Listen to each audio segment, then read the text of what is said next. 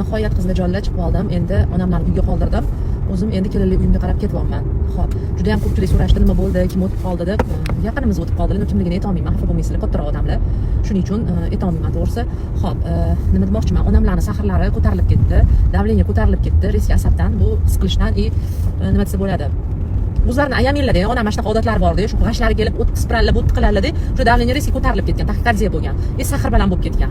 Shu hisobiga mana shunaqa masalalar qochgan. Больницаga olib bordim, doktorga ko'rsatdim, kapelnitsa quydim, janozaga borib keldi. Endi ertaga ertalabdan borib, xudo xolasa, lecheniyaga yotqizaman. 10 kunga gaplashib keldim, больницani yangi toshmayni gaplashib keldik. Endokrinologiyani gaplashib keldim. Endi xudo xolasa, yo'layam. Endi lecheniya olmasa bo'lmaydi. Xo'p, ko'pchilik o'zingiz tabiiy olmasa gaz sotasiz, nimaga sahrlarga lecheniya bo'lmaydimi o'sha deb ko'pchilik so'rashi mumkin. Qizlar, onamlarniki juda ham uzoq vaqtdan beri kelgan sahr hisoblanadi. U juda ham buni quruq olma sirkasi bilan davolab bo'lmaydi. Buni lecheniya qilib turmasak bo'lmaydi. Bu ichki organizmlarni o'zi yemray